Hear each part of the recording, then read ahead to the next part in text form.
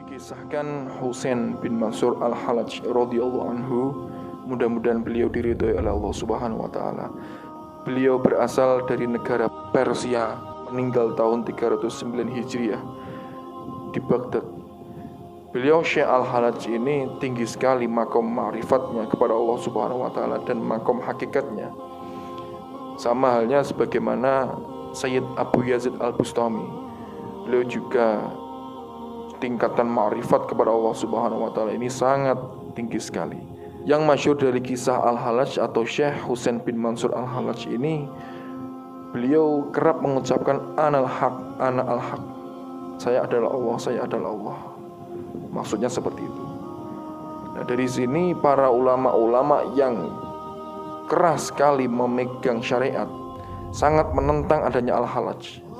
Karena sungguh jelas-jelas ucapannya ini bercanggah atau melawan dengan syariat. Kalau kacamata syariat ya jelas tidak bisa diterima, dikarenakan kita ini hambanya Allah Subhanahu wa taala dan Allah Subhanahu wa taala adalah Tuhan kita. Tetapi Al-Halaj ini malah mengatakan saya Allah, ana al-haq, ana al-haq. Jelas para ulama ahli syariat ini menentang perkataan tersebut. Padahal dalam keadaan yang lain, beliau Al-Halaj menuturkan jununi laka takdisun wa dhunni fika tahwisun. Sesungguhnya saya mengucapkan hal demikian, ana al-haq, saya Allah, itu dalam keadaan junun atau dalam keadaan gila, cinta gila kepada Allah Subhanahu wa taala, hingga akal sehat saya ini hilang, atau bahasa fikihnya itu mencapai makam ghaibah. Akal sehatnya itu sudah hilang dikarenakan saking besarnya cinta kepada Allah Subhanahu wa taala, atau yang sering kita dengar itu dalam dunia kewalian yaitu jazab atau majazub. Ini juga yang dialami oleh Al-Halaj. Beliau mengatakan ana al-haq ini dalam keadaan tidak sadarkan diri atau tidak dalam keadaan taklif atau mukallaf.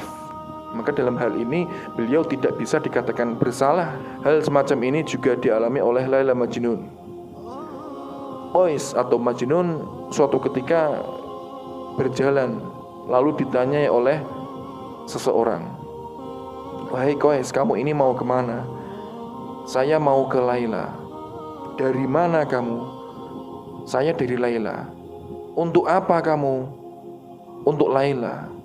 Karena apa? Karena Laila. Semuanya Laila, semuanya. Hingga Qais ini mengucapkan nama saya adalah Laila.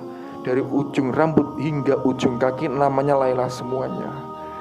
Ucapan seperti ini kalau kita pandang dengan kacamata syariat jelas-jelas bercanggah atau menyalahi aturan.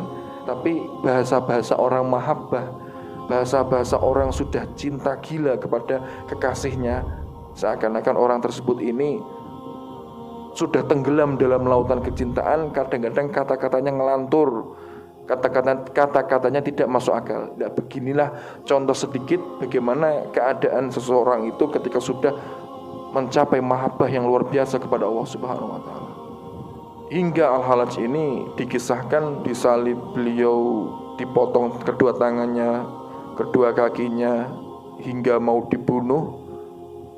Beliau mengucapkan, berdoa kepada Allah Subhanahu wa taala, ya Allah, hamba-hambamu ini semuanya yang memperlakukan saya seperti ini semata-mata karena fanatik kepada agamamu, dan melakukan semuanya ini supaya lebih dekat kepadamu.